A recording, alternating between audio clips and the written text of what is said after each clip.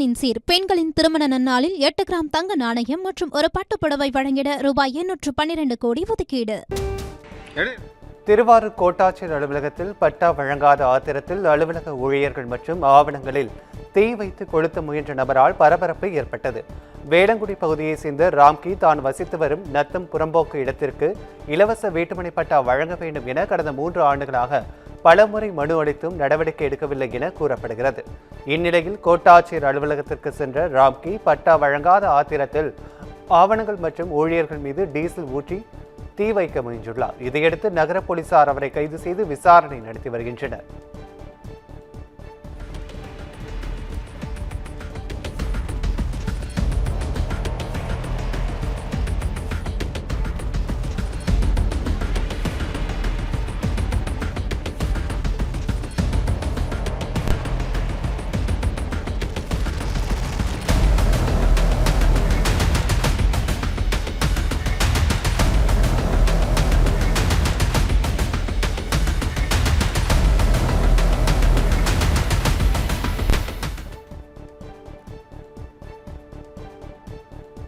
கோவை அருகே ஊருக்குள் சுற்றித் திரியும் காட்டு யானையை வனத்துறையினர் அடர் வனப்பகுதிக்குள் விரட்ட மக்கள் வலியுறுத்தியுள்ளனர்.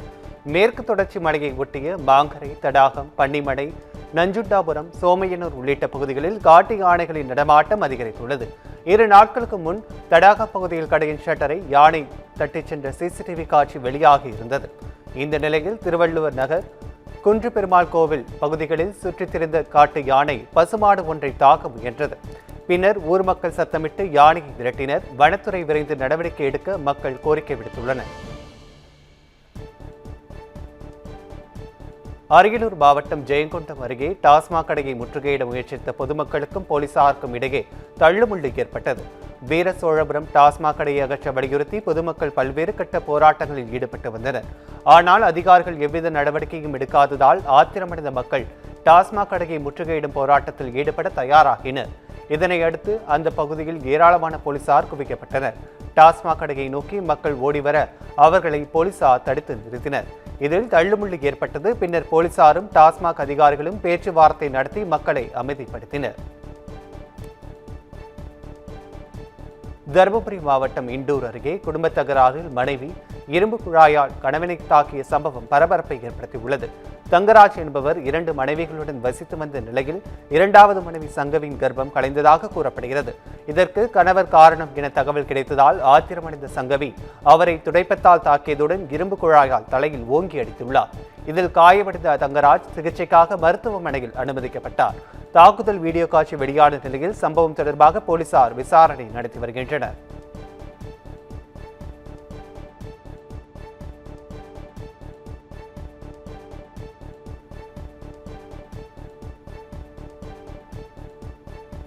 தென்காசி மாவட்டம் கடையநல்லூர் அருகே குப்பை கிடங்கு புகையால் பரவிய மர்ம காய்ச்சலுக்கு 2 பெண்கள் உயிரிழந்த சம்பவம் பெரும் பரபரப்பை ஏற்படுத்தியுள்ளது. இந்திரா நகர் இலங்கை அகதிகள் முகாமில் சுமார் 121 குடும்பங்கள் வசித்து வருகின்றன.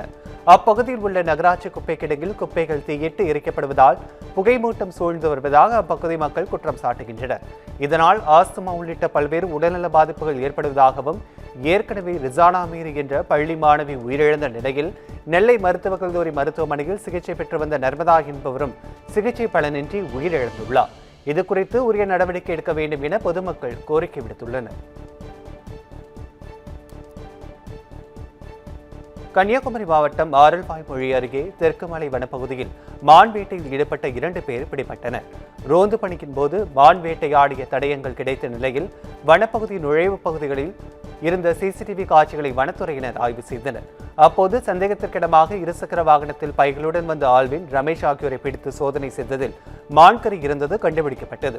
இதையடுத்து இருவரையும் கைது செய்த வனத்துறையினர் நீதிமன்றத்தில் ஆஜர்படுத்தி சிறையில் அடைத்தனர்.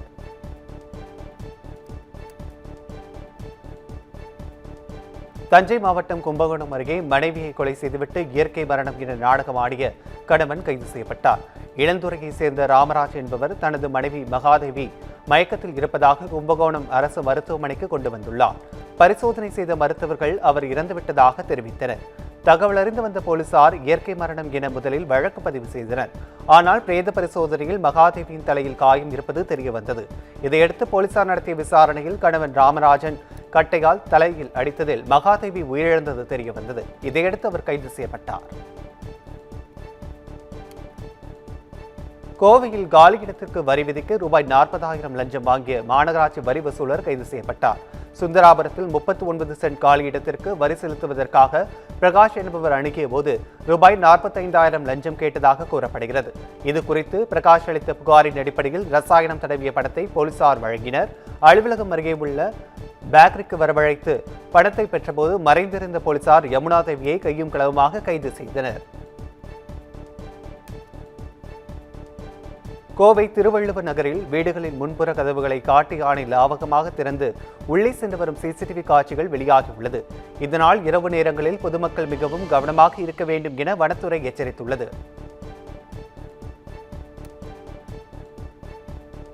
சேலம் மாவட்டம் எடப்பாடியில் தமிழக அரசை கண்டித்து சாலை பணியாளர்கள் ஆர்ப்பாட்டத்தில் ஈடுபட்டனர். இதில் கிராமப்புற இளைஞர்களுக்கு சாலை பணியாளர் பணி வழங்க வேண்டும், சாலை பணியாளர்களின் 41 மாத பணி நீக்க காலத்தை பணிக்காலமாக அறிவிக்க வேண்டும், உயிரிழந்த சாலை பணியாளர்களின் வாரிசுகளுக்கு பணி நியமன ஆணை வழங்க வேண்டும் உள்ளிட்ட கோரிக்கைகள் வலியுறுத்தப்பட்டன.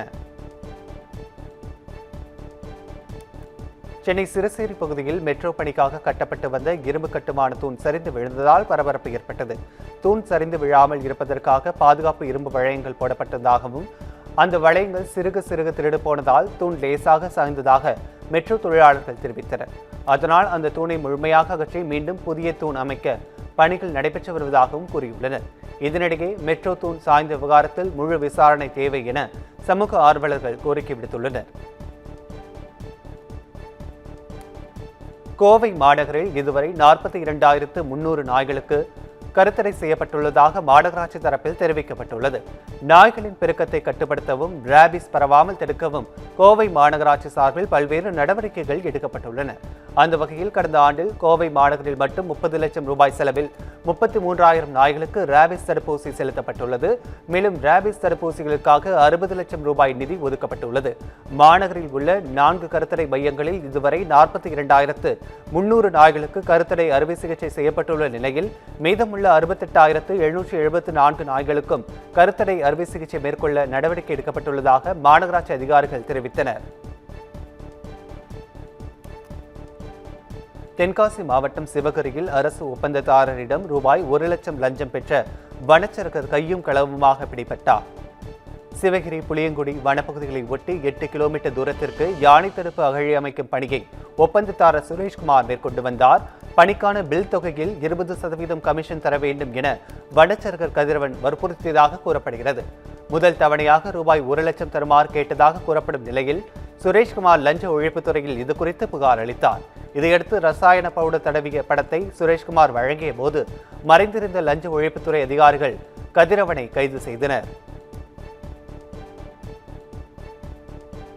நீலகிரி மாவட்டம் குன்னூர் ப்ராவிடன்ஸ் மகளிர் கல்லூரியில் ஓணம் பண்டிகை உற்சாகமாக கொண்டாடப்பட்டது. மாணவிகள் அனைவரும் கேரளாவின் பாரம்பரிய ஆடையான செட்சாரி மற்றும் தாவணி அணிந்திருந்தனர். மாவேலி மன்னனை வரவேற்கும் விதமாக கல்லூரி வளாக மையப்பகுதியில் பல்வேறு வண்ண நறுமண பூக்களை கொண்டு பிரம்மாண்டமான அத்திப்பூ கோலமிட்டிருந்தனர்.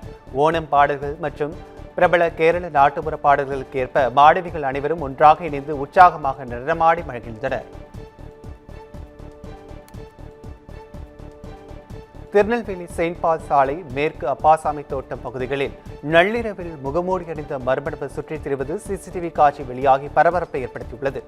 வீடுகளின் முன் நிறுத்தப்பட்டிருந்த இருசக்கர வாகனங்களை நோட்டமிட்ட மர்ம நபர் ஒரு வாகனத்தின் சைட் லாக்கை உடைக்க முயன்ற காட்சியும் பதிவாகியுள்ளது. இது குறித்த புகாரின் பேரில் போலீசார் சிசிடிவி காட்சிகளை ஆய்வு செய்து மர்ம நபரை தேடி வருகின்றனர். நள்ளிரவில் உலாவரும் முகமூடி ஆசாமி குறித்த சிசிடிவி வெளியாகி அப்பகுதி மக்களை அச்சத்தில் உறைய வைத்துள்ளது.